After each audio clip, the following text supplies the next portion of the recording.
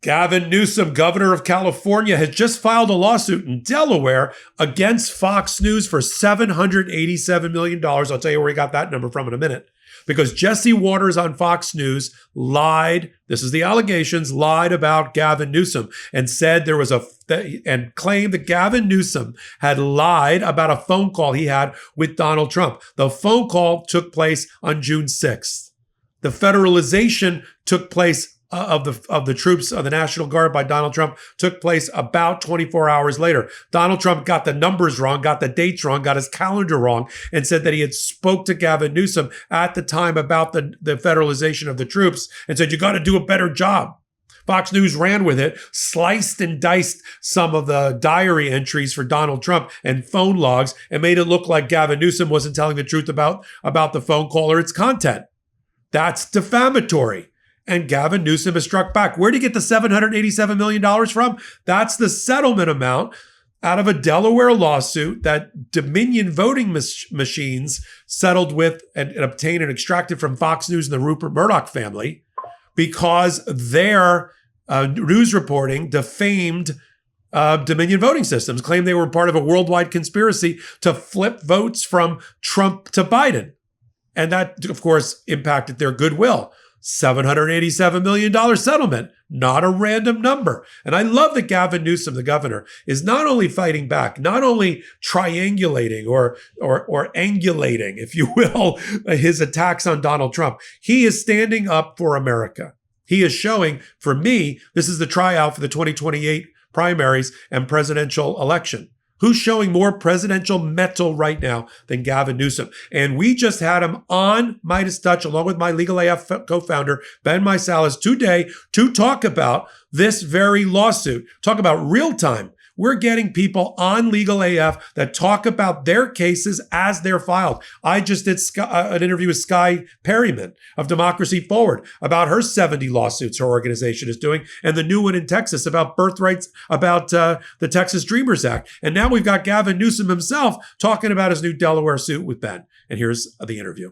Let's bring in California Governor Gavin Newsom to talk about what happened and how Fox really being this propaganda arm for Donald Trump, editing and manipulating the videos and the content to give their viewers false information. This is one of the bases of your lawsuit. Talk about your lawsuit, Governor. No, I appreciate it. I mean, I think you summed it up beautifully. I mean, they knowingly misrepresented the facts. They altered and edited statements of the President of the United States, videos, and they knowingly stated that I lied about a phone call with Donald Trump. Donald Trump, as we know, lied about a phone call he had with me the day before. That call, in fact, was almost 4 days prior.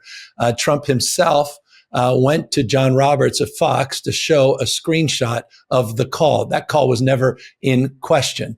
They went on then to alter the fact that the president said it was a call the day before, and then it was weaponized further on the Jesse Waters show, who had a chyron saying Gavin lied about President Trump. And so, look, I can take it. These guys go after me 24/7. I'm a piñata and have been for years and years at Fox. Never once did I think I had to file a defamation lawsuit. But this crossed the line, the journalistic and ethical lines, the boundaries of defamation, malice, and they need to be held to account because it's one thing to cover up for lies of a president, but the impact of covering up for these lies is impacting our democracy, truth, and trust. Governor, look, when it comes to, when I speak to my wife, sometimes I'll say 5 minutes, 10 minutes, and it'll be 20 minutes. It won't be 5 minutes. That's relatively inconsequential, although may view it differently. When we're talking about issues of war, when we're talking about issues of sending troops into a state in an unprecedented fashion, clarity and honesty, I think, matters the absolute most. So when a conversation took place, how long it took place, this is important because people can die. So you, as the governor of California, were very clear. You said it to us when you were talking about it. There was a phone call that took place. Here's how long it is. Trump then makes up a fake conversation. Fox tries to cover for him. And it's not funny. It could result in people dying, not getting accurate information. And that to me is what's so insidious about this. No, I mean, well said. Look, Trump just had a press conference a moment ago lying about California and lying about water and lying about the fact that this big, beautiful bill is not going to hurt anybody. I mean, this is what this guy does. And in some ways, that's become so socialized. We kind of roll our eyes and we roll with it sometimes, but you don't cover that up.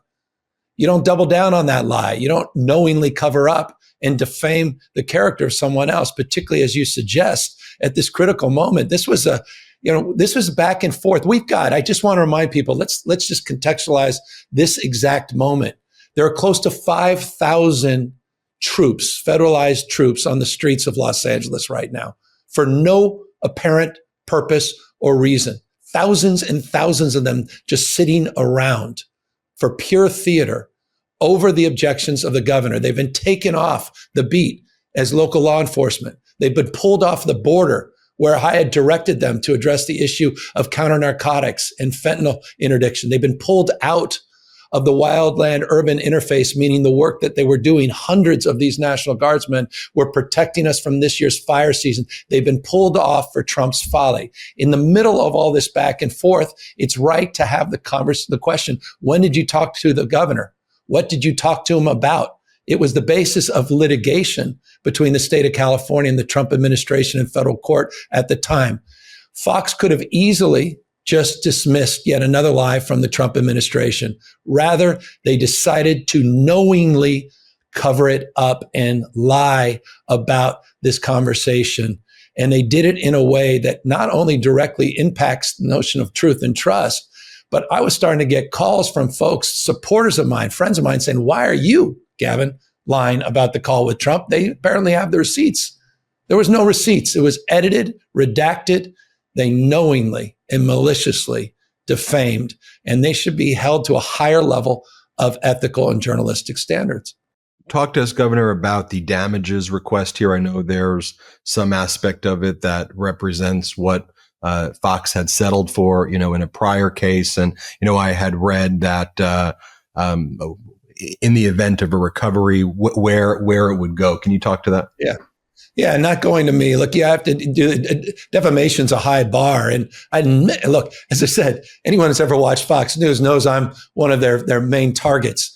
Never in the past, years and years and years of being on the receiving end of Fox and their propaganda, never have I been in this position where the red line was crossed. And so the defamation construct has to happen on an individual basis, and it's a very high bar. And so in this case, I've asked simply this: apologize, give as much airtime to the multiple segments you did lying about this call in suggesting that I lied about this entire issue. Give as much airtime as you did when you misrepresented those facts knowingly. If you don't, then you should be held to account, just as was the case with the defamation in the past. They've been subject to the Dominion case. We all recall the $787 million. You thought that would stop them from continuing these lies. They obviously haven't learned their lesson. And so in that case, those damages would go into a fund, not for me, but to advance truth and trust and ethics, and to support causes that I think are universal in this country in protecting our democracy. So that's the idea. Simple apology, do the right thing. And by the way, of course, what do we get today? We got almost a verbatim, plus or minus an adjective, an adverb here and there, the same statement they said when Dominion filed their lawsuit. They've learned absolutely nothing. Well, when Dominion filed the lawsuit, that was a big lie that Trump and his followers were talking about January 6th. And now every day there are big lies and bigger lies that the Trump regime continues to push. And one of the things that you said is when you had that call with Donald Trump, and you've seen him, and I know you have a great deal of respect for the office of the presidency. So you've been hesitant to, I think, let the public know how alarming his cognitive state is on these discussions. And so I know it's difficult for you to lean into that because of your view of the presidency. But you said that if people knew what Trump said and how he behaved on these calls, it would send shivers up your spine. Is there any additional information you can provide about that? Because when we see him every day, it sends shivers up my spine when he makes up fake conversations with world leaders that aren't happening. And we're talking about life and death and matters of war and peace. Life and death, matters of war and peace, and just the foundational tenets of what holds democracies like ours together. Again, truth and trust. I continue to go back to those two foundational words. Look, what was so alarming is not only his total stone cold misrepresentation, this in the case, Trump's stone cold misrepresentation of what he discussed and the facts that he didn't discuss what he said he discussed. It's what he wanted to discuss that is so alarming. At a time, at such a moral moment, when he's federalizing or about to federalize, in this case, that phone call happened a number of hours before he federalized the National Guard. Over the objections of the governor, he didn't want to talk about that. He didn't even want to engage in the conversation around LA. And what was so chilling is over a 16-minute period, what he did want to discuss, the president of the United States, what he actually wanted to discuss. And in that context, it may become public. And let me tell you why. Because the House Oversight Committee is now requested, unsurprisingly, all of our information, all of our correspondence. That's fair game. The correspondence directly with the chief of staff, fair game. And I made it clear to the chief of staff, I made it clear to the White House that we will cooperate with federal oversight. And that will include my contemporaneous notes that I took, unsurprisingly, with the President of the United States that night. And to the extent appropriate, that information will be shared in that forum. Before we go, what do you want the American people to know right now? I think they were very comforted by your address to the state and address to the nation. I think they like to see, finally, we have Democrats going on the offense and pushing back. There's this disastrous budget bill working its way through Congress that I don't want people to get, forget about it, because people aren't forgetting about it. But I want to people are scared right now and they're looking for fighters. So what do you want to say to the American people right now? By the way, I'm about to have a press conference. 3.5 million people going to lose their health care in California. 3.5 million in the state of California. The President of the United States had a press conference in the Oval Office, or at least in the White House briefing room, where he said no one is going to be directly impacted and hurt by those cuts. What nonsense. And so we're going to lay that out in detail. So I appreciate you highlighting one of the most extraordinary and most impactful and devastating bills of our lifetime, the most significant rollback of healthcare in American history that's about to occur as early as this weekend in the United States Senate.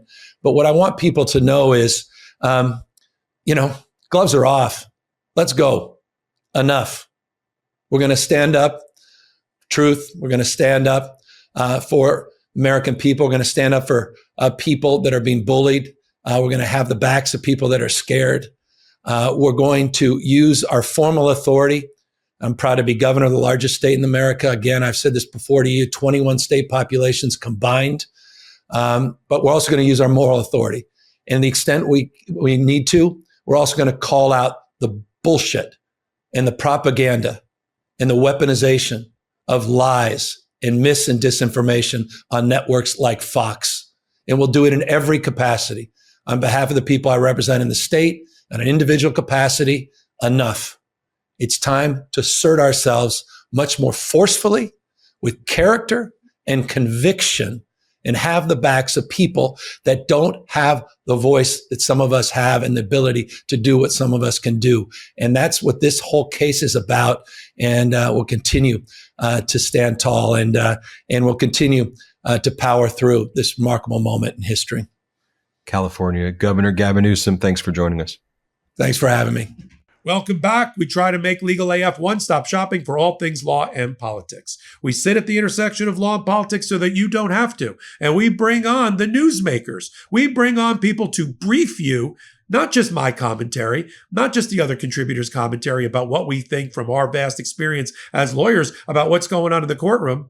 We bring on the actual players, the ones that are in the courtroom, the lawyers that are handling the case, the plaintiffs that are handling the cases, and the major resistance against Donald Trump and his abuse of power. Right here on Legal AF. Take a moment, hit the free subscribe button. Till my next report, I'm Michael Popok. I'm Michael Popok, and I got some big news for our audience.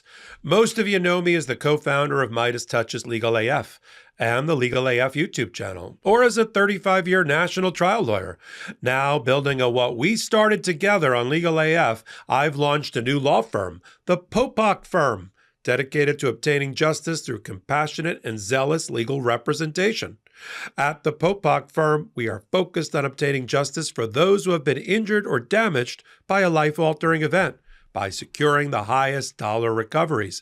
I've been tirelessly fighting for justice for the last 35 years, so my own law firm organically building on my Legal AF work just feels right.